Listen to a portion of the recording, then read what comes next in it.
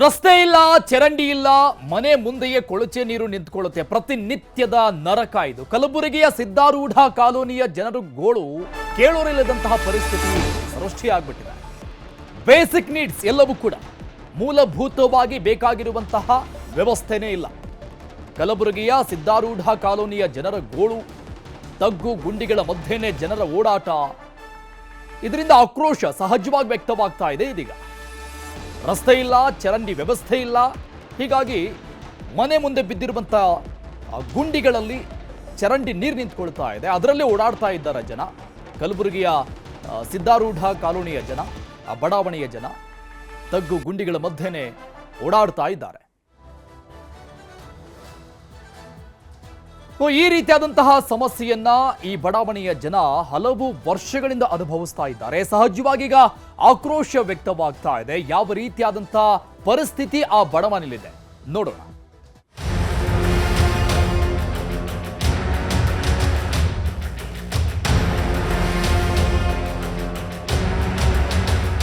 ಈಗ ನಮ್ಮ ಏರಿಯಾದಾಗ ರೋಡ, ನಾಲಿ, ಬೀದಿ ದೀಪಗಳು, ನೀರಿನ ವ್ಯವಸ್ಥೆ ಭಾಳ ಕೆಲಸ ಮಾಡೋದಾರಿ. ಯಾರು ಸಂಬಂಧ ಇಲ್ಲ, ಆ ಕಡೆ ಸಂಬಂಧ ಇಲ್ಲ. ಎಮ್ ಎಲ್ ಎ ಒಳಗಿದ್ದು, ಪಿ ಡಿ ಒ ಒಳಗಿದ್ದವು ರೀ, ಡಿ ಸಿ ಮೇಡಮ್ ಅವ್ರು ಒಳಗಿದೆ. ನಾಲಿ ಇಲ್ರಿ, ಹೊರಗೊಳಿಲೆ ಸಾಲಿ ಬರ್ತಾರ್ರಿ, ನೀರಾಗ ಅದು ಬೀಳ್ತಾವ್ರಿ. ನಮ್ಗೆ ಪೈಲೆ ರೋಡ್ ಆಗ್ಬೇಕ್ರಿ, ನಾಲಿ ಆಗ್ಬೇಕ್ರಿ. ಕಿತ್ತು ಹೋಗಿರೋ ಡಾಂಬರ್, ಮತ್ತೊಂದೆಡೆ ಗುಂಡಿಗಳಿಂದ ಕೂಡಿದ ರಸ್ತೆ, ಚರಂಡಿ ಇಲ್ಲದೆ ರಸ್ತೆಯ ಮೇಲೆ ಹರಿಯುತ್ತಿರೋ ನೀರು. ಈ ಎಲ್ಲ ದೃಶ್ಯಗಳು ಕಲಬುರಗಿಯ ಹೊರ ವಲಯದಲ್ಲಿ ಇರುವ ಸಿದ್ದಾರೂಢ ಕಾಲೋನಿಯಲ್ಲಿದ್ದು, ಕಳೆದ 40 ವರ್ಷಗಳಿಂದ ಸಾವಿರಾರು ಜನ ಈ ಬಡಾವಣೆಯಲ್ಲಿ ವಾಸ ಮಾಡ್ತಿದ್ದಾರೆ. ಆದರೆ ಇಲ್ಲಿವರೆಗೂ ಮೂಲಭೂತ ಸೌಕರ್ಯಗಳು ಸಿಕ್ಕಿಲ್ಲ. ಸ್ವಲ್ಪ ಮಳೆ ಬಂದ್ರೆ ಸಾಕು, ಇಲ್ಲಿ ನಡೆದುಕೊಂಡು ಹೋಗೋದಕ್ಕೂ ಕಷ್ಟವಾಗುತ್ತೆ. ಬಡಾವಣೆಯಲ್ಲಿ ಚರಂಡಿ ವ್ಯವಸ್ಥೆ ಕೂಡ ಇಲ್ಲ. ಎಲ್ಲರ ಮನೆಯ ಮುಂದೆಯೇ ನೀರು ಹರಿದು ಹೋಗುತ್ತೆ. ನಮ್ಮ ಏರಿಯಾ ಭಾಳ ಇದು ಅದರ ಸಲಿಂದ ಏನು ಕಮಲ್ ಸಾಬ್ ಕೈ ಮ್ಯಾಗ ಕೆಲಸ ಆಗ್ಯಾವ್ರಿ, ಆಮೇಲೆ ಕೆಲಸ ಆಗಿಲ್ಲ ರೀ. ಈಗ ಇನ್ನಷ್ಟು ನಮ್ಮ ಏರಿಯಾದಾಗ ರೋಡ, ನಾಲಿ, ಬೀದಿ ದೀಪಗಳು, ನೀರಿನ ವ್ಯವಸ್ಥೆ ಭಾಳ ಕೆಲಸ ಮಾಡೋದ ರೀ. ಮೇಡಮ್ ಕನೀಜ್ ಫಾತಿಮಾ ಮೇಡಮ್ ಹೇಳೋದಂದ್ರೆ ಬಂದು ಕೇಸಿನ ಕೆಲಸ ಮಾಡ್ಬೇಕಂತ ಬಳಿದವ್ರಿ. ಸುಲ್ತಾನ್ಪುರ್ಗೆ ಟ್ಯಾಕ್ಸ್ ಕಟ್ತೀವ್ರಿ ನಾವು. ನಮ್ಮ ಪೇಪರ್ ಎಲ್ಲ ಡಾಕ್ಯುಮೆಂಟ್ಸ್ ಏನು ಪ್ಲಾಟ್ ಅದಾವಲ್ರಿ, ಆ್ಯಕ್ಟಿವ್ ಆಗ್ತಾವೆ ರೀ. ಈ ವೋಟಿಂಗ್ ನಾವು ಮಾಡಂದ್ರೆ ಈ ಕಡೆ ಎಮ್ ಎಲ್ ಎಗ್ರೆ ಮಾಡ್ತೇವೆ, ಇಲ್ಲಾಂದ್ರೆ ಪಂಚಾಯತ್ ಮಾಡ್ತೇವೆ. ಈಗ ಮುಂದೆ ಏನಾರ ದೊಡ್ಡವ್ರು ಏನು ತಗೋತಾರೆ ನೆದರ ಮ್ಯಾಗ ನಾವು ನಡೀತೀವಿ ರೀ. ಮಳೆ ಬಂತಪ್ಪ ಅಂದ್ರೆ ಮನೆಯಿಂದ ಹೊರಗೆ ಬರಲ್ಲ ರೀ ಯಾರಿಗೆ ಭೀ ರೀ. ಇನ್ನೊಂದು ಮಾತೇನು ರೀ, 2 ವರ್ಷ ಓಡಾಡಿ ನಾವು ಪಂಚಾಯತ್ ಕೈಗೆ ನಜುಲಿ ಕಟ್ಟಕ್ಕೆ ಚಾಲು ಮಾಡಿದ್ರಿ. ಇಷ್ಟು ದಿನ ಒಟ್ಟ ಏನು ಯಾರೂ ಸಂಬಂಧ ಇಲ್ಲ, ಆ ಕಡೆ ಸಂಬಂಧ ಇಲ್ಲ. ಎಮ್ ಎಲ್ ಎ ಒಳಗಿದ್ದು, ಪಿ ಡಿ ಒ ಬಲೋಗಿದ್ದವು ರೀ, ಡಿ ಸಿ ಮೇಡಮ್ ಅವ್ರು ಬಲೋಗಿದೆ. ಎಲ್ಲರ ಬಲ್ಲಿ ಓಡಾಡಿ ಈಗ ಸುಲ್ತಾನ್ಪುರ್ಗೆ ನಾವು ನಜಲಿ ಕಟ್ಟಿದ್ದೆವು ರೀ. Almost all 50% ಕಟ್ಟಿದ್ದೆವು. ಕೆಲವೊಂದು ಮಂದಿ ಇನ್ನೂ ಜರ ಅದು ಏನು ಪಂಚಾಯತ್ ಇದನ್ನು ಕೌಡ್ ಆಫ್ ಕಂಡಕ್ಟ್ ಬಿದ್ದಲ್ರಿ, ಅವು ನೋಡ್ಕೊಂಡು ನಿಂತವ್ರಿ. ಮುಂದೆ ಭೀ ಕಟ್ತೇವೆ ರೀ. ಬಟ್ ನಮ್ಗೆ ಯಾಕಂದ್ರೆ ಒಂದು ಸೌಕರ್ಯ ಮಾಡಿಕೊಟ್ಟು, ಯಾಕಂದ್ರೆ ನೆಲೆ ತೋರಿಸ್ಬೇಕು. ನಮ್ಗೆ ನೆಲೆ ಇಲ್ದಪ್ಲೇ ಆಗ್ಯದ ರೀ. ನಮ್ಗೆ ಆ ಕಡೆ ಸುಲ್ತಾನ್ಪುರ ಇಲ್ರಿ, ಈ ಕಡೆ ಕಾರ್ಪೊರೇಷನ್ ಬಿ ಇಲ್ರಿ. ಮೂಲ ಸೌಕರ್ಯಕ್ಕಾಗಿ ಜನ ಹಲವು ಬಾರಿ ಮನವಿ ಮಾಡಿದ್ದಾರೆ. ಎಲೆಕ್ಷನ್ ಬಹಿಷ್ಕಾರ ಹಾಕ್ತೀವಿ ಅಂದಾಗ ಜನಪ್ರತಿನಿಧಿಗಳು ಬಂದು ಭರವಸೆ ನೀಡಿ ವೋಟ್ ಹಾಕಿಸ್ಕೊಂಡು ಗೆದ್ದು ಹೋಗಿದ್ದಾರೆ. ಆಮೇಲೆ ಈ ಕಡೆ ತಿರುಗಿಯೂ ಸಹ ನೋಡಿಲ್ಲ ಅಂತ ಹೇಳ್ತಿದ್ದಾರೆ ಇಲ್ಲಿನ ಜನರು. ನಾಲಿ ಇಲ್ರಿ, ಹೊರಗೊಳಿಲೆ ಸಾಲಿ ಬರ್ತಾರ್ರಿ, ನೀರಾಗ ಅದು ಬೀಳ್ತಾವ್ರಿ. ನಮ್ಗೆ ಪೈಲೆ ರೋಡ್ ಆಗ್ಬೇಕ್ರಿ, ನಾಲಿ ಆಗ್ಬೇಕ್ರಿ. ಆಯ್ತು, ನೀರಿನ ಅನುಕೂಲ ಇರಲ್ರಿ. ನಮ್ಗೆ ಗೊಮ್ಮಿಲಿ ನೀರು ತರ್ಬೇಕ್ರಿ. ಮನೆಗೆ ಒಂದೊಂದು ನಳ ಇಲ್ಲ, ಶೌಚಾಲಯ ಇಲ್ಲ ನಮಗೆ ರೀ. ಎಲ್ಲ ಆಗ್ಬೇಕ್ರಿ. ಆಯ್ತು, ಓಟ್ ತೋತಾರ್ರಿ, ಆ ಕಡೆ ಹೋಗ್ತಾರೆ, ಏನೂ ಮಾಡಂಗಿಲ್ಲ. ಬಂದ್ ಕೇಸಿಂದ ಓಟ್ ಹಾಕೊಂಬಳಿ ಬರ್ತಾರ್ರಿ. ನಮ್ಮ ಮನ್ಯಾಗೆಲ್ಲ ಅನಾಸ್ತ ಇದ್ದದ್ರಿ. ಕೂಡಲೇ ಸಂಬಂಧಪಟ್ಟ ಅಧಿಕಾರಿಗಳು ಮತ್ತು ಜನಪ್ರತಿನಿಧಿಗಳು ಇತ್ತ ಕಡೆ ಗಮನ ಹರಿಸಿ ಓಡಾಡಲು ರಸ್ತೆ ಮತ್ತು ಚರಂಡಿ ವ್ಯವಸ್ಥೆ ಮಾಡಿಕೊಡಬೇಕಾಗಿದೆ. ಅರುಣ್ ಕುಮಾರ್ ಕದಂ, ನ್ಯೂಸ್ 18 ಕಲಬುರಗಿ. ಈ ಬಗ್ಗೆ ಇನ್ನಷ್ಟು ಡೀಟೇಲ್ಸ್ ಕೊಡ್ತಾರೆ ನಮ್ಮ ಪ್ರತಿನಿಧಿ ಅರುಣ್ ಕುಮಾರ್ ಕದಂ. ಲೈವ್ ನಲ್ಲಿ ಜಾಯ್ನ್ ಆಗ್ತಾ ಇದ್ದಾರೆ. ಅರುಣ್, ಬರೋಬ್ಬರಿ 40 ವರ್ಷದ ನರಕ ಇದು. ಆಮೇಲೆ ಜನ ಕೇಳೋದಲ್ಲ, ಇದಕ್ಕೆ ಹೋರಾಟ ಮಾಡೋದಲ್ಲ. ಬೇಸಿಕ್ ನೀಡ್ಸ್, ಒಂದು ವ್ಯವಸ್ಥೆ, ಅಲ್ಲಿ ಬದುಕುವಂತ ಜನರಿಗೆ ಕಲ್ಪಿಸಬೇಕಾಗಿರುವಂತ ಮೂಲಭೂತ ಸೌಕರ್ಯ ಇದು. ಇದಕ್ಕೂ ಕೂಡ 40 ವರ್ಷದಿಂದ ಕೇಳ್ತಾ ಇದ್ದಾರೆ ಅವರು. ಅರುಣ್, ಏನಂತಾರೆ ಇದು ಇವ್ರದ್ದು ನಿನ್ನೆ ಮೊನ್ನೆದಲ್ಲ, ಈ ಹೋರಾಟ ಏನಂತಾರೆ ಈ ಒಂದು ಸಮಸ್ಯೆಯಿಂದ ಬಳಲ್ತಾ ಇರುವಂಥ ಸುಮಾರು 40 ವರ್ಷಗಳಿಂದ ನರಕ ಯಾತನೆ ಆ ಬಡಾವಣೆ ಜನ ಅನುಭವಿಸ್ತಾ ಇದ್ದಾರೆ. ನಗರ ಪ್ರದೇಶದ ಪಕ್ಕದಲ್ಲೇ ಇದ್ರೂ ಕೂಡ ಇದಕ್ಕೆ ಯಾವುದೇ ರೀತಿಯ ಮೂಲಭೂತ ಸೌಕರ್ಯಗಳು ಸಿಗ್ತಾ ಇಲ್ಲ. ಒಂದು ಕಡೆ ಮಹಾನಗರ ಪಾಲಿಕೆಯಿಂದ ಅನುದಾನ ಬರ್ತಿಲ್ಲ, ಯಾಕಂದರೆ ಮಹಾನಗರ ಪಾಲಿಕೆ ಒಳಪಡಲ್ಲ ಅಂತ ಹೇಳ್ತಾರೆ. ಮತ್ತೊಂದೆಡೆ ಏನಂತಾರೆ ತಾಜ್ ಸುಲ್ತಾನ್ಪುರ ಗ್ರಾಮ ಪಂಚಾಯತಿಗೆ ಒಳಪಡುತ್ತೆ ಅಂತ ಹೇಳಿದ್ರೆ, ಅಲ್ಲಿ ಹೋದ್ರೂ ಕೂಡ ನಮಗಿದು ಏನು ಬಡಾವಣೆ ನಮ್ಮ ಏರಿಯಾಕ್ಕೆ ಬರಲ್ಲ ಅಂತ ಹೇಳ್ತಾ ಇದ್ದಾರೆ. ಹೀಗಾಗಿ ಸುಮಾರು 40 ವರ್ಷಗಳಿಂದ ಇಲ್ಲಿನ ಜನ ಏನಂತಂದರೆ ಸಾಕಷ್ಟು ಕಷ್ಟವನ್ನು ಅನುಭವಿಸ್ತಾ ಇದ್ದಾರೆ. ನಡೆದಾಡಿ ಓಡಾಡೋಕ್ಕೆ ರಸ್ತೆ ಇಲ್ಲ, ಮತ್ತು ಒಳ ಚರಂಡಿ ವ್ಯವಸ್ಥೆ ಇಲ್ಲ. ಹೀಗಾಗಿ ಕೆಸರಲ್ಲೇ ಈಗ ಮಳೆಗಾಲ ಬರ್ತಾ ಇದೆ, ಮತ್ತೆ ಮಳೆಯಲ್ಲಿ ಕೂಡ ಕೆಸರು ಗದ್ದೆಯಲ್ಲಿ ಕೂಡ ಓಡಾಡಬೇಕು. ಇದರಿಂದಾಗಿ ಸಾಕಷ್ಟು ತೊಂದರೆ ಆಗ್ತಾ ಇದೆ. ಮಕ್ಕಳು ಏನಂತಾರೆ ಶಾಲೆಗೆ ಹೋಗ್ಬೇಕಾದ್ರೆ ಸಾಕಷ್ಟು ಏನಂತಂದರೆ ತೊಂದರೆ ಆಗುತ್ತೆ. ಯಾಕಂತಂದರೆ ಮಳೆಯಿಂದ ಬಂದಂಥ ಸಂದರ್ಭದಲ್ಲಿ ಕೆಸರಿನ ಗದ್ದೆ ಅಂತಾಗಿ ಈ ಒಂದು ರಸ್ತೆ ಮಾರ್ಪಡುತ್ತೆ. ಹೀಗಾಗಿ ನಾವು ಸುಮಾರು ವರ್ಷಗಳಿಂದ ಅಧಿಕಾರಿಗಳಿಗೆ ಜನಪ್ರತಿನಿಧಿಗಳಿಗೆ ಹೇಳ್ತಾ ಇದ್ದೀವಿ, ಆದರೆ ಇಲ್ಲಿವರೆಗೂ ಕೂಡ ಯಾರೂ ನಮ್ಮ ಸಮಸ್ಯೆನ ಆಲಿಸಿಲ್ಲ ಅಂತ ಹೇಳ್ತಾ ಇರುವಂಥದ್ದು. ಯಾಕಂತಂದರೆ ನಾವು ಚುನಾವಣೆ ಬಂದಂಥ ಸಂದರ್ಭದಲ್ಲಿ 2-3 ಬಾರಿ ಏನಂತಂದರೆ ನಾವು ಚುನಾವಣೆ ಮತದಾನ ಮಾಡಲ್ಲ. ಯಾಕಂದರೆ ನಮಗೆ ಮೂಲಭೂತ ಸೌಕರ್ಯಗಳು ಯಾವುದೂ ಕೂಡ ಸಿಗ್ತಾ ಇಲ್ಲ. ಹಾಗಾಗಿ ನಮಗೇನಂತಂದರೆ ಆ ಮೂಲಭೂತ ಸೌಕರ್ಯ ಕೊಟ್ಟರೆ ಮಾತ್ರ ನಾವು ಮತದಾನ ಮಾಡ್ತೀವಿ, ಇಲ್ಲಾಂದರೆ ನಾವು ಮತದಾನ ಬಹಿಷ್ಕಾರ ಹಾಕ್ತೀವಿ ಅಂತ ಹೇಳ್ತಾ ಇದ್ರು. ಆದರೆ 2-3 ಬಾರಿ ಕೂಡ ಇದೇ ರೀತಿ ಹೇಳಿದಂಥ ಸಂದರ್ಭದಲ್ಲಿ ಇಲ್ಲಿನ ಜಿಲ್ಲಾಧಿಕಾರಿಗಳು ಮತ್ತು ಜನಪ್ರತಿನಿಧಿಗಳು ಅವ್ರಿಗೆ ಹೋಗಿ ಮನವೊಲಿಸುವಂಥ ಕೆಲಸವನ್ನು ಮಾಡಿ ಆದಷ್ಟು ಬೇಗ ನಿಮ್ಗೆ ಏನು ಕಷ್ಟವನ್ನು ಪರಿಹರಿಸ್ತೀವಿ, ನಿಮಗೆ ಮೂಲಭೂತ ಸೌಕರ್ಯಗಳನ್ನು ಕೊಡಿಸ್ತೀವಿ ಅಂತ ಹೇಳಿದ್ರು. ಆದರೆ ಇಲ್ಲಿವರೆಗೂ ಕೂಡ ಯಾವುದೇ ರೀತಿಯ ಮೂಲಭೂತ ಸೌಕರ್ಯಗಳನ್ನು ಕೂಡ ಅವರಿಗೆ ಸಿಗ್ತಾ ಇಲ್ಲ.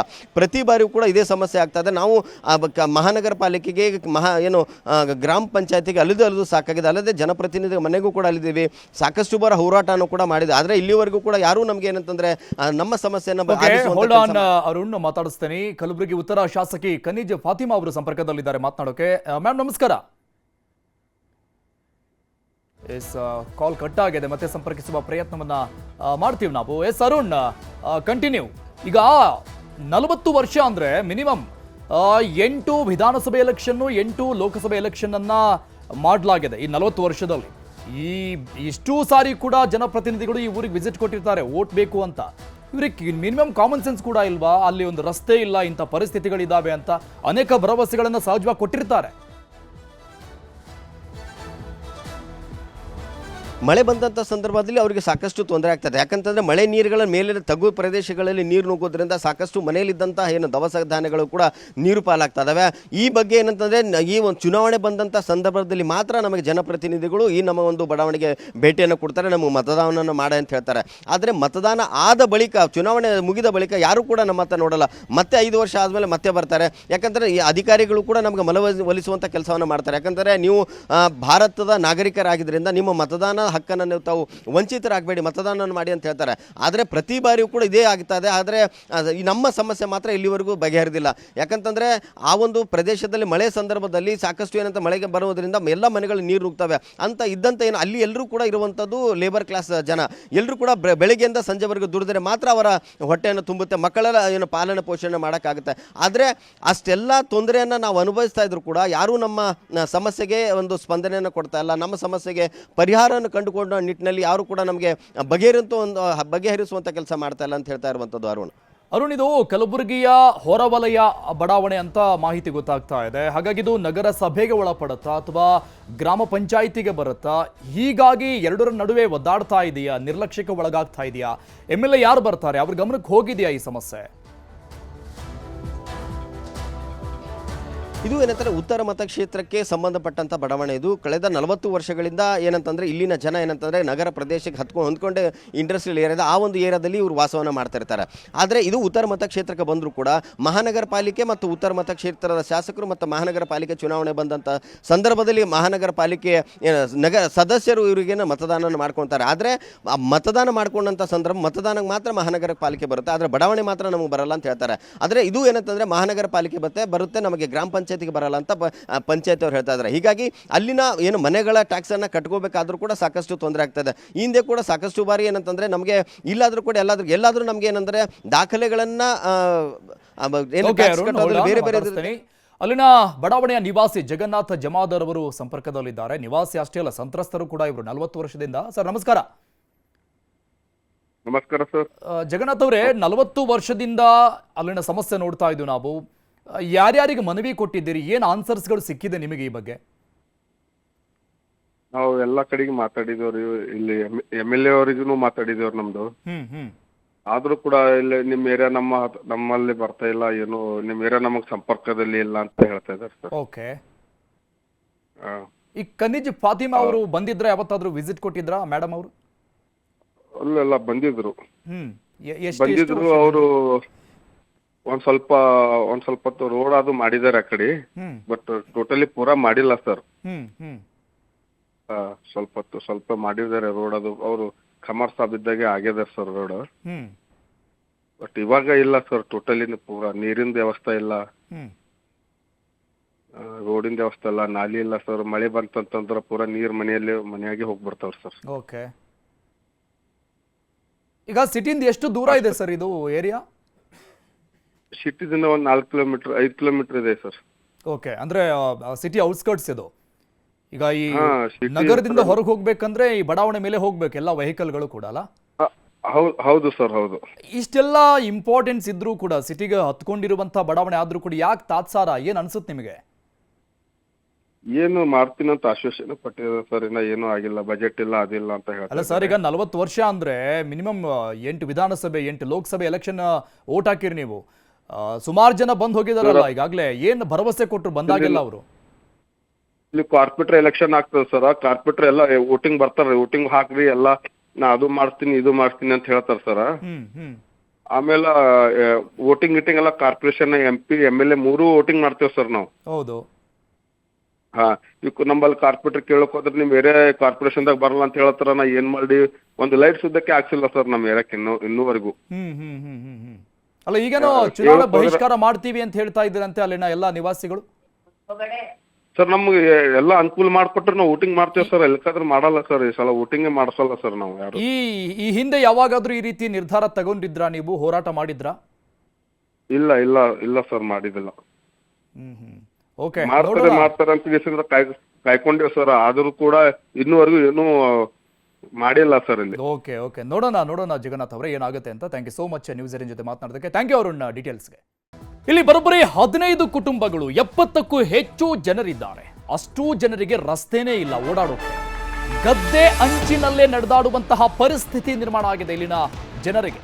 ಈ ಗ್ರಾಮದ ಜನರಿಗೆ ಇರುವಂಥದ್ದು ಕೇವಲ 15 ಕುಟುಂಬಗಳು ಮಾತ್ರ. 70ಕ್ಕೂ ಹೆಚ್ಚು ಜನ ವಾಸ ಮಾಡ್ತಾ ಇದ್ದಾರೆ. ಉಡುಪಿಯ ಹೇರಂಜೆ ಗ್ರಾಮದ ಜನರ ಗೋಳಿದು ಕಷ್ಟ. ಪ್ರತಿನಿತ್ಯ ಓಡಾಡುವುದಕ್ಕೆ ಇವರು ಗದ್ದೆಯ ಒಂದು ಭಾಗವನ್ನ ಅವಲಂಬಿಸಬೇಕಾಗಿದೆ. ಗದ್ದೆಯ ಅಂಚಿನಲ್ಲಿ ನಡೆದಾಡಬೇಕಾದಂಥ ಪರಿಸ್ಥಿತಿ ಇದೆ. ಉಡುಪಿಯ ಹೇರಂಜೆ ಗ್ರಾಮದ ಜನರ ಗೋಳು. ನರಕ ಯಾತನೆ, ಪ್ರತಿನಿತ್ಯದ ನರಕ ಯಾತನೆ ಇದೆ. 1 ಕಿಲೋಮೀಟರ್ವರೆಗೆ ರಸ್ತೆನೇ ಇಲ್ಲ. ಈ 15 ಕುಟುಂಬಗಳು ವಾಸ ಮಾಡ್ತಾ ಇರುವಂಥದ್ದು. ಇದರಲ್ಲಿ 70ಕ್ಕೂ ಹೆಚ್ಚು ಜನ ಇದ್ದಾರೆ. ವೃದ್ಧರಿದ್ದಾರೆ, ಮಕ್ಕಳಿದ್ದಾರೆ, ಇನ್ನು ರೋಗಗಳಿಂದ ನರಳಾಡ್ತಾ ಇರುವಂಥವರಿದ್ದಾರೆ. ಇವರಿಗೆ ರಸ್ತೆ ಇಲ್ಲದಂತಹ ಪರಿಸ್ಥಿತಿ. ಇದರಲ್ಲಿ ಸಾವು ಬದುಕಿನ ಮಧ್ಯೆ ಗದ್ದೆ ಅಂಚಿನಲ್ಲಿ ಓಡಾಡ್ತಾ ಇದ್ದಾರೆ. ಬಿದ್ದು ಎದ್ದು ಅವರ ಪರಿಸ್ಥಿತಿ ಹೇಗಿದೆ, ಅವರ ಆಕ್ರೋಶ ಏನು, ಆ ಬಗ್ಗೆ ಒಂದು ವರದಿ ಇದೆ ನೋಡೋಣ. ಎಲ್ಲರೂ ಮನೆ ಖಾಲಿ ಮಾಡ್ಕೊಂಡು ಹೋಗೋ ಪರಿಸ್ಥಿತಿ. ಯಾಕಂತ ಹೇಳಿದ್ರೆ ರೋಡ್ ಇಲ್ಲ. ಆ ಹೊಳೆಯಲ್ಲಾದ್ರೂ ಒಂದು ಸಣ್ಣ ಬ್ರಿಡ್ಜ್ ಮಾಡಿದ್ರೆ ನಮ್ದೇ ರೋಡ್ ಇದೆ ಅಲ್ಲಿ. ಈ ಹೆರಂಜೆಯಲ್ಲಿ ಮನುಷ್ಯರು ಅನ್ನೋರು ಇರಲ್ಲ, ಎಲ್ಲ ಖಾಲಿ ಮಾಡ್ಕೊಂಡು ಹೋಗ್ಬೇಕು. ಯಾಕಂದ್ರೆ ರೋಡ್ ಇಲ್ಲ. ನಡ್ಕೊಂಡು ಹೋಗಕ್ಕೆ ಅಂಚುಕಟ್ಟು ಸರಿಯಾಗಿಲ್ಲ, ಅಲ್ಲಿ ರೈಲ್ವೆ ಗೇಟು ಇದೆ. ನಾವು ಇಲ್ಲಿ ಹುಟ್ಟಿರೋ ಮಕ್ಕಳನ್ನ ನಾವು ಕಳ್ಕೊಳ್ಬೇಕಾ ಅಥವಾ ನಾವು ಇಟ್ಕೊಳ್ಬೇಕಂತ ನಮ್ಗೆ ಗೊತ್ತಾಗ್ತಾ ಇಲ್ಲ. ಇದು ಉಡುಪಿ ಜಿಲ್ಲೆಯ ಹೇರಂಜೆ ಗ್ರಾಮ. ರೈಲ್ವೆ ಗೇಟ್ವರೆಗೆ ಮಾತ್ರ ಸುಸಜ್ಜಿತ ರಸ್ತೆ ಇದೆ. ಅಲ್ಲಿಂದ ಮುಂದೆ ಸುಮಾರು 1 ಕಿಲೋಮೀಟರ್ ದೂರ ಗದ್ದೆಯ ಅಂಚಿನಲ್ಲಿರುವ ಕಿರಿದಾದ ಕಾಲುದಾರಿಯಲ್ಲೇ ನಡ್ಕೊಂಡು ಹೋಗಿ ಜನ ಮನೆ ತಲುಪಬೇಕು. ಸುಮಾರು 15 ಕುಟುಂಬಗಳ 70ಕ್ಕೂ ಹೆಚ್ಚು ಜನರಿಗೆ ಓಡಾಡಲು ಪ್ರತಿದಿನವೂ ಕಷ್ಟವಾಗ್ತಿದೆ. ಶಾಲಾ ಮಕ್ಕಳು, ವೃದ್ಧರು, ಮಹಿಳೆಯರು ಜೀವದ ಹಂಗು ತೊರೆದು ಓಡಾಡಬೇಕಾದ ಪರಿಸ್ಥಿತಿ ಇದೆ. 10-15 ಮೇಲೆ 100 ಜನ ಇದ್ದಾರೆ. ಯಾವ ತರ ಪರಿಸ್ಥಿತಿ ಅಂತ ಹೇಳಿದ್ರೆ ಎಲ್ಲರೂ ಮನೆ ಖಾಲಿ ಮಾಡ್ಕೊಂಡು ಹೋಗೋ ಪರಿಸ್ಥಿತಿ. ಯಾಕಂತ ಹೇಳಿದ್ರೆ ರೋಡ್ ಇಲ್ಲ. ರೋಡ್ ಇಲ್ಲದೆ ಇರೋದ್ರಿಂದ ನಾನು ಹೇಳೋದಿಷ್ಟೇ, ಎದುರುಗಡೆ ರೋಡ್ ನಿಮ್ಗೆ ಮಾಡಿ ಕೊಡೋಕ್ಕಾಗಿಲ್ವಾ? ಜನಪ್ರತಿನಿಧಿಗಳ ಹತ್ರ ಮಾಡಿ ಕೊಡೋಕ್ಕಾಗಿಲ್ಲ ಅಂತ ಹೇಳಿದ್ರೆ ಅಟ್ಲೀಸ್ಟ್ ಹಿಂದ್ಗಡೆ ಮಡಿಸಲ್ ನದಿ ಇದೆ, ಹೊಳೆ ಇದೆ. ಆ ಹೊಳೆಯಲ್ಲಾದ್ರೂ ಒಂದು ಸಣ್ಣ ಬ್ರಿಡ್ಜ್ ಮಾಡಿದ್ರೆ ನಮ್ದೇ ರೋಡ್ ಇದೆ ಅಲ್ಲಿ. ನಮ್ಮ ಸ್ವಂತ ಮನೆ, ನಮ್ದೇ ಜಾಗದ ರೋಡ್ ಇದೆ. ಆ ರೋಡಲ್ಲಿ ನಮ್ಗೆ ಅನುಕೂಲ ನಾವು ಮಾಡ್ಕೊಳ್ತೀವಿ. ಅದರಲ್ಲಿ ಒಂದು ಬ್ರಿಡ್ಜ್ ಮಾಡಿ ಕೊಟ್ಟರೆ ಸಾಕು ಮಡಿಸಲ್ ಹೊಳೆಯಲ್ಲಿ. ಅವಾಗ ಏನಾಗುತ್ತೆ ಅಂತ ಹೇಳಿದ್ರೆ ಒಂದು 10-15 ಮನೆಯವ್ರಿಗೆ ತುಂಬಾ ಅನುಕೂಲ ಆಗುತ್ತೆ. ಈ ವರ್ಷಕ್ಕೊಂದ್ಸರಿ ಭೂತಕ್ಕೋಸ್ಕರನೇ ಮನೆಗೆ ಬಂದು ದೀಪ ಹಚ್ಚುವ ವ್ಯವಸ್ಥೆ ಅವಿರಲ್ಲ. ಆ ಮನೆಯಲ್ಲಿ ವಾಸವಾಗಿರ್ತಾರೆ. ಈ ಹೆರಂಜೆಯಲ್ಲಿ ಮನುಷ್ಯರು ಅನ್ನೋರು ಇರಲ್ಲ, ಎಲ್ಲ ಖಾಲಿ ಮಾಡ್ಕೊಂಡು ಹೋಗ್ಬೇಕು. ಯಾಕಂದ್ರೆ ರೋಡ್ ಇಲ್ಲ. ವಯಸ್ಸಾದವ್ರಿಗೆ ಇರ್ಲಿಕ್ಕೆ ವ್ಯವಸ್ಥೆ ಆಗಲ್ಲ, ಮಕ್ಕಳನ್ನ ನೋಡ್ಕೊಳಕ್ಕಾಗಲ್ಲ. ಒಂದು ಸ್ಕೂಲಿಗೆ ಬಿಡ್ಬೇಕಾದ್ರೆ 1.5 ಕಿಲೋಮೀಟರ್. ಅಟ್ಲೀಸ್ಟ್ ಏನಾದ್ರೂ ಒಂದು ವ್ಯವಸ್ಥೆ ಮಾಡಿ ಒಂದು ರೋಡ್ ಮಾಡಿ ಕೊಡಿ ನಮ್ಗೆ. ಹೇರಂಜೆ ಗ್ರಾಮದ ಪಕ್ಕದಲ್ಲೇ ಹರಿಯುವ ಮಡಿಸಾಲು ನದಿ ತುಂಬಿ ಹರಿದ್ರೆ ಈ ಪ್ರದೇಶ ಸಂಪೂರ್ಣ ದ್ವೀಪದಂತಾಗುತ್ತೆ. ನೆರೆ ನೀರಿನಿಂದ ಸಂಪರ್ಕ ಕಡಿತವಾಗುತ್ತೆ. ನೆರೆ ನೀರಿನಿಂದಾಗಿ ಮಕ್ಕಳು ಸೇರಿದಂತೆ ವಯೋವೃದ್ಧರನ್ನ ಕಳುಕೊಂಡ ನೋವು ಇಲ್ಲಿನ ಜನಕ್ಕಿದೆ. ಮುಂದ್ಗಡೆನೂ ನಾವು ಜಾಗ ಕೊಡಿ ಅಂತ ಕೇಳ್ತಾ ಇಲ್ಲ. ಬಯಲು ಪ್ರದೇಶ ಇದೆ, ಅಲ್ಲಿ ನಡ್ಕೊಂಡು ಹೋಗೋಕ್ಕೆ ಅಂಚುಕಟ್ಟು ಸರಿಯಾಗಿಲ್ಲ, ಅಲ್ಲಿ ರೈಲ್ವೆ ಗೇಟು ಇದೆ. ಆ ರೈಲ್ವೆ ಗೇಟ್ ಹಾಕಿದ ತಕ್ಷಣ ನಮಗೆ ಇಲ್ಲಿ ಹುಷಾರಿಲ್ಲ ಅಂತ ಹೇಳ್ಬಿಟ್ಟು ನಾವು ಅಲ್ಲಿ ಇಮಿಡಿಯೇಟಾಗಿ ಹೋಗೋಕ್ಕೂ ಆಗಲ್ಲ. ಅಂಚುಕಟ್ಟಲ್ಲಿ ನಾವು 1 ಕಿಲೋಮೀಟರ್ ತನಕ ಓಡಬೇಕು. ಅಲ್ಲಿಂದ ನಾವು ಮತ್ತೆ ಏನಾದರೂ ಕಾರ್ ಗೀರ್ ಮಾಡಿಕೊಂಡು ಮತ್ತೆ ಹೋಗ್ಬೇಕಾದ್ರೆ ರೈಲ್ವೆ ಇದು ಪ್ರಾಬ್ಲಮ್ ಇದೆ, ಗೇಟ್ ಆಗಿರ್ತಾರೆ, ಅವ್ರ ರೂಲ್ಸ್ ಪ್ರಕಾರ ಅವ್ರು ಮೈಂಟೈನ್ ಮಾಡ್ತಾರೆ. ಆ ಗೇಟ್ ತೆಗಿಯೋಕ್ಕೆ ತುಂಬ ಟೈಮ್ ತಗೊಳುತ್ತೆ. ಆ ನದಿಗೆ ಒಂದು ಸೇತುವೆ ಥರ ಮಾಡಿಬಿಟ್ಟಿದ್ರೆ ಇಲ್ಲಿ ಒಂದು 15-20 ಮನೆಗಳಿದ್ದಾವೆ. ಆ ಮನೆಗಳಲ್ಲಿ ಇವಾಗ ಎಲ್ಲ ಮನೆಗಳಲ್ಲೂ ಒಂದು 2-3 ಮಕ್ಕಳು ಇದ್ದಾರೆ. ನಾವು ಇಲ್ಲಿ ಹುಟ್ಟಿರೋ ಮಕ್ಕಳನ್ನ ನಾವು ಕಳ್ಕೊಳ್ಬೇಕಾ ಅಥವಾ ನಾವು ಇಟ್ಕೊಳ್ಬೇಕಂತ ನಮ್ಗೆ ಗೊತ್ತಾಗ್ತಾ ಇಲ್ಲ. ಏನಾದರೂ ಎಲ್ಲರೂ ವ್ಯವಸ್ಥೆ ಮಾಡಿಬಿಟ್ಟು ನಮಗೊಂದು ರೋಡ್ ಮಾಡಿಕೊಡಿ ಅಂತ ನಾನು ಬೇಡ್ಕೊಳ್ತಿದ್ದೀನಿ ಅಷ್ಟೇ. ಖಾಸಗಿ ಜಾಗದ ಮಾಲೀಕರೊಂದಿಗೆ ಮಾತುಕತೆ ನಡೆಸಿ ಜಾಗ ಬಿಡಿಸಿಕೊಂಡು ರಸ್ತೆ ನಿರ್ಮಿಸುವ ಕೆಲಸ ಆಗಬೇಕಿದೆ. ಇಲ್ಲದಿದ್ದರೆ ಪರ್ಯಾಯವಾಗಿ ಮಡಿಸಾಲು ನದಿಗೆ ಸಂಪರ್ಕ ಸೇತುವೆ ನಿರ್ಮಿಸಿದ್ರೂ ಶಾಶ್ವತ ಪರಿಹಾರ ದೊರೆಯಲಿದೆ. ಗ್ರಾಮ ಪಂಚಾಯಿತಿ, ಜನಪ್ರತಿನಿಧಿಗಳು ಹಾಗೂ ಜಿಲ್ಲಾಡಳಿತ ಈ ಸಮಸ್ಯೆಯನ್ನ ಬೇಗ ಪರಿಹರಿಸಬೇಕಿದೆ. ಗಣೇಶ್ ಸಾಯ್ಬ್ರಕಟ್ಟೆ, ನ್ಯೂಸ್ 18 ಉಡುಪಿ. ಡೀಟೇಲ್ಸ್ ಕೊಡ್ತಾರೆ ನಮ್ಮ ಪ್ರತಿನಿಧಿ ಗಣೇಶ್, ಲೈವ್ ನಲ್ಲಿ ಜಾಯ್ನ್ ಆಗ್ತಾ ಇದ್ದಾರೆ. ಗಣೇಶ್, ಅಲ್ಲಿ ಸ್ಥಳೀಯರೊಬ್ರು ಮಾತನಾಡ್ತಾ ಇದ್ರು, ತಮ್ಮ ನೋವನ್ನ ಹೇಳ್ಕೊಳ್ತಾ ಇದ್ರವರು. ರಸ್ತೆ ಇಲ್ಲ ಅನ್ನೋ ಒಂದೇ ಕಾರಣಕ್ಕೆ ಇಲ್ಲಿನ ಜನ ಅಂದ್ರೆ ಹುಟ್ಟಿದಂತ ಮನೆನೇ ಬಿಟ್ಟು ಹೋಗುವಂತ ಪರಿಸ್ಥಿತಿ ನಿರ್ಮಾಣ ಆಗ್ಬಿಟ್ಟಿದೆ ಅಂತ. ಈ ಮಟ್ಟಿಗಿನ ಅಧೋಗತಿಗೆ ಕಾರಣ ಆಗ್ತಾ ಇರೋರು ಯಾರು? ಯಾರಿಂದ ತಾತ್ಸಾರಕ್ಕೊಳಗಾಗ್ತಾ ಇದೆ ಇವರು? ಎಸ್ ಅರುಣ್, ಉಡುಪಿ ಜಿಲ್ಲೆಯಲ್ಲಿ ಬಹಳಷ್ಟು ಅಭಿವೃದ್ಧಿ ಹೊಂದಿದೆ, ಆದ್ರೆ ಈಗಲೂ ಕೂಡ ಮೂಲಭೂತದ ಸಮಸ್ಯೆ ಎದುರಿಸ್ತಿರುವಂತ ಒಂದು ವಿಪರ್ಯಾಸವೇ ಸರಿ. ಈ ಪ್ರದೇಶ ಅಂದ್ರೆ ಹೆರಂಜೆ ಬ್ರಹ್ಮವರ ಸಮೀಪದಲ್ಲಿರುವಂತ ಪ್ರದೇಶ, ಅಂದ್ರೆ ಜಿಲ್ಲೆಗೆ ಬಹಳಷ್ಟು ದೂರ ಇರುವಂತ ಪ್ರದೇಶ ಅಲ್ಲ. ಜಿಲ್ಲಾಧಿಕಾರಿ ಕಚೇರಿಗೂ ಕೂಡ ಅನತಿ ದೂರದಲ್ಲಿರುವಂತಹ ಈ ಪ್ರದೇಶಕ್ಕೆ ಈಗಲೂ ಕೂಡ ರಸ್ತೆಯ ಭಾಗ್ಯ ಇಲ್ಲ ಅಂತ ಹೇಳಿದ್ರು ಒಂದು ಕೌತುಕ ಮೂಡ್ತದೆ. ಇಲ್ಲಿ ಸಾಕಷ್ಟು ಮನೆಯವರ ಜಾಗ ಇದೆ, ಆದ್ರೆ ಕಟ್ಟಿದವರು ಒಂದಿಷ್ಟು ಮನೆ ಬಹಳಷ್ಟು ಕಷ್ಟದಿಂದ ವಾಸವಾಗಿದ್ರೆ ಇನ್ನಷ್ಟು ಮನೆಯವರ ಜಾಗ ಹಾಗೆ ನೆಲೆಗುಂದಿಗೆ ಬಿದ್ದಿರುವಂತದ್ದು. ಕೇವಲ ಕೃಷಿಗಾಗಿ ಉತ್ಪತ್ತಿ ಆಗ್ತಿದೆ ಬಿಟ್ರೆ ಅವರು ಬೇರೆ ಸಿಟಿ ಕಡೆ ಹೋಗಿ ಬಾಡಿಗೆ ಮನೆಯಲ್ಲಿ ವಾಸ ಮಾಡಿರುವಂತ ಪರಿಸ್ಥಿತಿ ಎದುರಿಸ್ತಿರುವಂತದ್ದು. ಕಾರಣ ಇಲ್ಲಿ ಪ್ರಮುಖವಾಗಿ ರಸ್ತೆ ಇಲ್ಲ. ಸಂಪರ್ಕ ಸಾಧ್ಯವಾಗ್ತಾ ಇಲ್ಲ. ಸಂಪರ್ಕವನ್ನ ಮಾಡುವ ಪ್ರಯತ್ನವನ್ನ ಪಡ್ತೀವಿ. ಮತ್ತೆ ನೋಡಿ, 70ಕ್ಕೂ ಹೆಚ್ಚು ಜನ ವಾಸ ಮಾಡ್ತಾ ಇರುವಂತ ಊರಿದು. 15ಕ್ಕೂ ಹೆಚ್ಚು ಕುಟುಂಬಗಳಿದ್ದಾವೆ. ಅಲ್ಲಿನ ದೃಶ್ಯಗಳನ್ನು ನಮ್ಮ ಸ್ಕ್ರೀನ್ ಮೇಲೆ ನೀವು ನೋಡ್ತಾ ಇದ್ದೀರಿ. ಒಂದು ನದಿ ಇದೆ, ನದಿಯ ಪಕ್ಕದಲ್ಲೇ ಇರುವಂತದ್ದು. ಆ ನದಿ ತುಂಬಿ ಹರಿತಾ ಇದ್ರೆ ಈ ಊರೇನಿದೆ ಸಂಪೂರ್ಣವಾಗಿ ನಡುಗಡ್ಡೆ ರೀತಿಯಲ್ಲಿ ಆಗ್ಬಿಡುತ್ತೆ. ನಮ್ಮ ಪ್ರತಿನಿಧಿ ಗಣೇಶ್ ಮತ್ತೆ ಕನೆಕ್ಟ್ ಆಗಿದ್ದಾರೆ. Ganesh, continue please. Yes Arun, ಈಗಾಗಲೇ ಹೇಳಿದಂತೆ ಅಲ್ಲಿ ಒಂದಿಷ್ಟು ಸಮಸ್ಯೆ ಅಂತ ಹೇಳಿದ್ರೆ ಮಳೆಗಾಲ ಬಂತ ಹೇಳಿದ್ರೆ ದ್ವೀಪ ಪ್ರದೇಶ, ಅದರ ಹತ್ತಿರದಲ್ಲಿ ಹರಿಯುವಂತದ್ದು ಮಡಿಸಾಲ ನದಿ, ಬೃಹತ್ ನದಿ. ಇದು ಮಲೆನಾಡು ತಪ್ಪಲೆ ಪ್ರದೇಶದಿಂದ ಹುಟ್ಟಿಕೊಂಡು ಬರುವಂತ ಈ ನದಿ ನೆರೆ ಅಂತ ಆವರಿಸುತ್ತದೆ. ಸುತ್ತಮುತ್ತಲ ಗದ್ದೆ ಪ್ರದೇಶ ಇರುವಂತದ್ದು, ದೋಣಿ ಸಂಪರ್ಕ ಬಿಟ್ಟರೆ ಬೇರೆ ದಾರಿಯ ಸಂಪರ್ಕ ಇಲ್ಲದಿರುವಂತದ್ದು. ಇಲ್ಲಿ ಸ್ಥಳೀಯ ಆಡಳಿತ ಗಮನ ಹರಿಸಬೇಕು, ಜನಪ್ರತಿನಿಧಿಗಳು ಗಮನ ಹರಿಸಿ ಇಲ್ಲಿ ಶಾಶ್ವತ ರಸ್ತೆಯನ್ನ ನಿರ್ಮಾಣ ಮಾಡಬೇಕು. ಇಲ್ಲ ಅಂತ ಹೇಳಿದ್ರೆ ಇಲ್ಲಿಯ ಸಮಸ್ಯೆ ಕಟ್ಟಿಟ್ಟ ಬುತ್ತಿ. 3-4 ದಶಕದಿಂದ ಈ ಸಮಸ್ಯೆ ಇರುವಂತದ್ದು. ಈಗಾಗಲೇ ಅನೇಕ ಮನೆಯವರು ಮನೆಯನ್ನ ಖಾಲಿ ಮಾಡ್ಕೊಂಡು ಹೋಗಿದ್ದಾರೆ. ಒಂದಿಷ್ಟು ಜನ ಬೇರೆ ವ್ಯವಸ್ಥೆ ಇಲ್ಲದ ಕಾರಣಕ್ಕೆ ವಿಪರ್ಯಾಸದಂತೆ ಒಂದಿಷ್ಟು ಜೀವನವನ್ನ ಮಾಡ್ತಾ ಇದ್ದಾರೆ. ಈಗಾಗಲೇ ಒಂದಿಷ್ಟು ಸಾವು ನೋವು ಆಗಿದೆ. ಕೇವಲ ರಸ್ತೆಯ ಸಂಪರ್ಕ ಇಲ್ಲ ಅನ್ನೋ ಕಾರಣಕ್ಕೆ 1.5 ಕಿಲೋಮೀಟರ್ ದೂರ ರೋಗಿಗಳಂದ್ರೆ ಯಾರು ಹುಷಾರ್ ತಪ್ತಾರೆ ಅವರನ್ನ ಹೊತ್ತುಕೊಂಡು ಹೋಗುವಂತ ಪರಿಸ್ಥಿತಿ ಇಲ್ಲಿರುವಂತದ್ದು. ಅದು ಮಳೆಗಾಲದಲ್ಲಿ ಬಹಳಷ್ಟು ಚಿಂತಾಜನಕವಾದ ಜೀವನವನ್ನ ಈ ಪ್ರದೇಶದ ಜನ ಮಾಡ್ತಾರೆ. ಇಲ್ಲಿಯ ಜನರ ಬಹುಮುಖ್ಯ ಬೇಡಿಕೆ ಇಲ್ಲಿ ಖಾಸಗಿಯವರ ಜಾಗ ಇರುವಂತದ್ದು, ಅಂದ್ರೆ ಅವರಿಗೆ ಸಂಬಂಧಪಟ್ಟರಂತ ಜಾಗ ಇರುವಂತದ್ದು. ಅವರು ಜಾಗ ಕೊಡ್ಲಿಕ್ಕೆ ಕೆಲವರು ಸಿದ್ಧ ಇದ್ದಾರೆ, ಕೆಲವರು ಸಿದ್ಧರಿಲ್ಲದ ಒಂದಿಷ್ಟು ಮಂದಿಯನ್ನ ಮನವೊಲಿಸುವ ಕೆಲಸ ಆಗ್ಬೇಕಾಗಿರುವಂತದ್ದು. ಉಡುಪಿ ಜಿಲ್ಲೆಯ ಉದಾಹರಣೆಗಳನ್ನ ಗಮನಿಸಿಕೊಂಡಿದ್ರೆ ಇಂಥ ಅನೇಕ ಜಟಿಲ ಸಮಸ್ಯೆಗಳೇನಿದೆ ಅದನ್ನೆಲ್ಲ ಪರಿಹರಿಸಿದ ಸಮಸ್ಯೆಗಳು ಕೂಡ ಪರಿಹಾರ ಆಗಿದೆ. ಆ ಕಾರಣಕ್ಕಾಗಿ ಒಂದಿಷ್ಟು ಖಾಸಗಿಯವರ ಮನವೊಲಿಸಿ ಸ್ಥಳೀಯ ಆಡಳಿತ ಜನಪ್ರತಿನಿಧಿಗಳು ಈ ಬಗ್ಗೆ ಗಮನ ಹರಿಸಿದ್ರೆ ಅವರನ್ನ ಮನವೊಲಿಸಲಿಕ್ಕೆ ದೊಡ್ಡ ಸಮಸ್ಯೆ ಅಲ್ಲ. ಯಾಕಂದ್ರೆ ದೊಡ್ಡ ಮಟ್ಟದ ಜಾಗ ಇಲ್ಲಿ ಹೋಗುದಿಲ್ಲ. ಅವರನ್ನ ಮನವೊಲಿಸಿ ಸರ್ಕಾರ ಅನುದಾನಗಳನ್ನ ಮೀಸಲಿಟ್ಟಿದ್ರೆ ರಸ್ತೆಯನ್ನ ಮಾಡ್ಕೊಟ್ಟಿದ್ರೆ ಇಲ್ಲಿ ಸುಮಾರು 70ಕ್ಕೂ ಅಧಿಕ ಮಂದಿ ಇದ್ದಾರೆ. ಅಲ್ಲಿ ಚಿಕ್ಕ ಮಕ್ಕಳಿಂದ ಹಿಡಿದು ವಯೋವೃದ್ಧರಿದ್ದಾರೆ. ಅವರಿಗೆ ಒಳ್ಳೆ ರೀತಿಯ ಜೀವನ ಮಾಡ್ಲಿಕ್ಕೆ ಅನುಕೂಲ ಆಗ್ತದೆ. ಇಲ್ಲಿ ಖಾಸಗಿಯವರ ಜಾಗದವರನ್ನ ಮನವೊಲಿಸೋದು ಒಂದು ಪ್ರಾಬ್ಲಮ್ ನ ಸಾಲ್ವ್ ಮಾಡುವಂತ ವಿಧಾನ ಆದ್ರೆ, ಇನ್ನೊಂದು ಹತ್ತಿರದ ಹರಿಯುವಂತ ಮಡಿಸಾಲು ನದಿ ಏನಿದೆ ಇಲ್ಲಿಗೆ ಸೇತುವೆಯನ್ನ ನಿರ್ಮಿಸಿದ್ರೆ ಮಾತಾಡಿಸ್ತೀನಿ. ಸಂತೋಷ್ ಪೂಜಾರ್, ಇಲ್ಲಿನ ಸಂತ್ರಸ್ತರು ನಿವಾಸಿಗಳು ಸಂಪರ್ಕದಲ್ಲಿದ್ದಾರೆ. ಸರ್ ನಮಸ್ಕಾರ. ಸಂತೋಷ್ ಅವರೇ. ಸರ್ ನಮಸ್ತೆ. ಸರ್, ಇದು ಬಹಳ ಘೋರ ಸ್ಥಿತಿ ಇದೆ. ನಾನು ನೇರ ಪ್ರಶ್ನೆಗೆ ಬಂದ್ಬಿಡ್ತೀನಿ. ಅಲ್ಲಿನ ಮಕ್ಕಳು ಆಮೇಲೆ ಮೆಡಿಕಲ್ ಎಮರ್ಜೆನ್ಸಿಗೆಲ್ಲ ಹೇಗ್ ಮಾಡ್ತೀರಿ ನೀವು? ಸರ್ ಇದ್ರ ಬಗ್ಗೆ ಏನ್ ಹೇಳೋದು ಸರ್, ನಿಮ್ಗೆ ನಾವು ಆಲ್ರೆಡಿ ನ್ಯೂಸ್ ಕೊಟ್ಟಿದ್ದೀವಿ. ಹೌದು. ಹೇಗಂತ ಹೇಳಿದ್ರೆ ಒಂದು ವರ್ಷ 6 ತಿಂಗಳ ಮಗು ಲಾಸ್ಟ್ ಟೈಮು ತೆಂಗಿನಕಾಯಿ ಬಿದ್ದು ಇದಾಗಿತ್ತು, ಎಕ್ಸ್ಪೈರ್ ಆಗಿತ್ತು. So ಆ ಮಗುನ ಏನು ಬೇರೆ ಏನು ಹೇಳ್ಬೇಕಾಗೇ ಇಲ್ಲ. ರೋಡ್ ಕರೆಕ್ಟ್ ಆಗಿ 1 ಕಿಲೋಮೀಟರ್ ರೋಡ್ ಕರೆಕ್ಟ್ ಆಗಿದ್ರೆ ಆ ಮನೆಯವ್ರದ್ದೇ ಸ್ವಂತ ವೆಹಿಕಲ್ ಇತ್ತು, ಟ್ರಾನ್ಸ್ಪೋರ್ಟ್ ಇತ್ತು. ಸೊ ಆರಾಮಾಗಿ ಕರ್ಕೊಂಡೋಗಿ ಮಗು ಪ್ರಾಣ ಉಳಿಸ್ಬೋಯ್ತು. ಈ ತರ ಘಟನೆಗಳು ತುಂಬಾ ಆಗಿದೆ. ಮೊದಲು ಸಾಧಾರಣ ಒಂದು 6-7 ತಿಂಗಳ ಹಿಂದೆ ಒಂದು ವಯಸ್ಸಾದವ್ರನ್ನು ಕಳ್ಕೊಂಡಿದ್ದೀವಿ. ಅಂದ್ರೆ ಯಾಕಂದ್ರೆ ನೀರೇ ಅದು ರೋಡೇ ಇಲ್ಲ ಸರ್. ಇವಾಗ ನಿಮ್ಮ ಒಂದು ಪ್ರತಿಫಲದಿಂದ ಏನೋ ಗೊತ್ತಿಲ್ಲ, ಅಕ್ಕಪಕ್ಕದವರೆಲ್ಲ ರೋಡ್ ಕೊಡ್ಲಿಕ್ಕೆಲ್ಲ ರೆಡಿಯಾಗಿ ಎಲ್ಲ ಸೈನ್ ಮಾಡಿ ನಾವು ರೋಡ್ ಕೊಡ್ತೀವಿ ಅಂತೆಲ್ಲ ತುಂಬಾ ಮುಂದೆ ಬಂದಿದ್ದಾರೆ. ಈಗ ಸಂತೋಷ್ ಅವರೇ, ಎಷ್ಟು ವರ್ಷಗಳಿಂದ ಈ ಹೋರಾಟ ಇದೆ ಈ ರೋಡ್ಗಾಗಿ ತಮಗೆ? ಸರ್, ಹೋರಾಟ ಅಂತ ಹೇಳೋಕ್ಕಿಂತ ನೀವು ಯೋಚನೆ ಮಾಡಿ, ನನಗೆ ಗೊತ್ತಿದ್ದಂಗೆ ನಾವು ಬುದ್ಧಿ ಭಾಷೆ ಬಂದು ನೋಡ್ತಿದ್ದಂಗೆ ಹೆಚ್ಚಿಗೆ ಒಂದು 25-30 ವರ್ಷದಿಂದನೂ ರೋಡೇ ಇಲ್ಲ ಸರ್. ಇಲ್ಲಿ 25-30 ವರ್ಷದಿಂದನೂ ರೋಡೇ ಇಲ್ಲ. ರೋಡ್ ಇಲ್ಲ ಅಂತ ಹೇಳಿದ್ರೆ ಒಂದು 10-15 ಗದ್ದೆ ನಡ್ಕೊಂಡೇ ಹೋಗ್ಬೇಕು. ಮಳೆಗಾಲದಲ್ಲಿ ಆಲ್ಮೋಸ್ಟ್ ಅಲ್ಲಿ ಹಿಂದ್ಗಡೆ ಮಡಿಸಾಲು ಹೋದೆ, ಆಮೇಲೆ ಮುಂದ್ಗಡೆ ಗದ್ದೆಗಳು ಮನೆ ಲೆವೆಲ್ಗೆ ಬಂದ್ಬಿಡುತ್ತೆ ನೀರು. ಎಲ್ಲಿ ತನಕ ಅಂತ ಹೇಳಿದ್ರೆ ಪಂಚಾಯತಿಯಿಂದ ಒಂದು ದೋಣಿ ಕೂಡ ಇಲ್ಲ ಅಲ್ಲಿ. ಸ್ವಂತ ದೋಣಿ ರೆಡಿ ಮಾಡ್ಕೊಂಡು ಆ ಕಡೆ ಈ ಕಡೆ ಹೋಗು. ಆವಾಗ ಏನಾದ್ರು ನಾವು ಯಾರಿಗಾದ್ರೂ ಹುಷಾರಿಲ್ಲ ಹೀಗಿಲ್ಲ ಅಂತ ಹೇಳಿದ್ರೆ ನಾವು ದೋಣಿಯಲ್ಲೇ ಕರ್ಕೊಂಡು ಹೋಗ್ಬೇಕು. ಬಿಟ್ರೆ ನಮಗೆ ಬೇರೆ ದಾರಿನೇ ಇಲ್ಲ ಸರ್. ಸುತ್ತ ಹೇಗಂತ ಹೇಳಿದ್ರೆ ಒಂದು ದ್ವೀಪ ರಾಷ್ಟ್ರ ತರ. ಈ ಮಕ್ಕಳನ್ನ ಶಾಲೆಗೂ ಕೂಡ ದೋಣಿಯಲ್ಲೇ ಕರ್ಕೊಂಡು ಹೋಗ್ತಾರಾ? ಹೌದು ಸರ್, ಮಳೆಗಾಲದಲ್ಲಿ ದೋಣಿಯಲ್ಲೇ ಕರ್ಕೊಂಡು, ಬೇರೆ ವಿಧಿ ಇಲ್ಲ ಸರ್ ಅಲ್ಲಿ.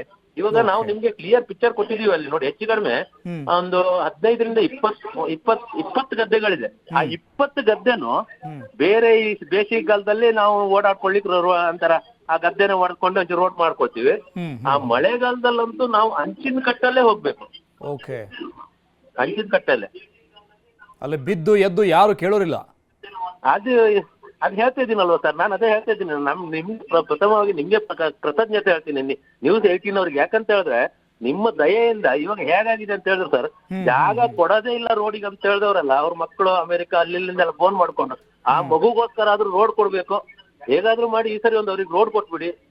ಯಾಕಂದ್ರೆ ನಾವು ಆತರ ಈಗ ನಾವೇನು ಸುಳ್ಳು ಹೇಳ್ಬೇಕಾಗಿಲ್ಲ ಸರ್. ಅಲ್ಲಿ ಏನಂತ ಹೇಳಿದ್ರೆ ಒಂದು ಹೆಚ್ಚು ಕಡಿಮೆ ಒಂದು 3-4-5 ಮನೆಯವರು ಒಳ್ಳೆ ಟ್ಯಾರಿಸ್ ಬಿಲ್ಡಿಂಗ್ ಚೆನ್ನಾಗೆ ಮನೆ ಕಟ್ಕೊಂಡಿದ್ದವ್ರು ಕೂಡ ರೋಡ್ ಇಲ್ಲ ಅನ್ನೋ ಒಂದೇ ಕಾರಣಕ್ಕೆ ಮನೆನೇ ಖಾಲಿ ಮಾಡ್ಕೊಂಡು ಹೋಗಿದ್ದಾರೆ ಸರ್. ಮನೆ ಕಟ್ಕೊಂಡೋಗಿ ಯಾವಾಗ್ಲೂ ಒಂದ್ಸರಿ ನಮ್ಮೂರಿಗೆ ದೈವಭೂತ ಕಾರ್ಯಕ್ರಮ ಆಗುತ್ತಲ್ವ, ಆ ಟೈಮಲ್ಲಿ ಬಂದು ಮನೆಯಲ್ಲಿ ದೀಪ ಇಡುವಂತ ಪರಿಸ್ಥಿತಿ. ನೋಡೋಣ ಸಂತೋಷ್ ಅವರೇ ಏನಾಗುತ್ತೆ ಅಂತ. ಆದಷ್ಟು ಬೇಗ ನಿಮ್ಮ ಸಮಸ್ಯೆಗೆ ಪರಿಹಾರ ಸಿಗ್ಲಿ ಅಂತ ನಾವು ಕೂಡ ಕೇಳ್ಕೊಳ್ತೀವಿ. Thank you so much news 18 ಜೊತೆಗೆ ಮಾತನಾಡಿದ್ದಕ್ಕೆ.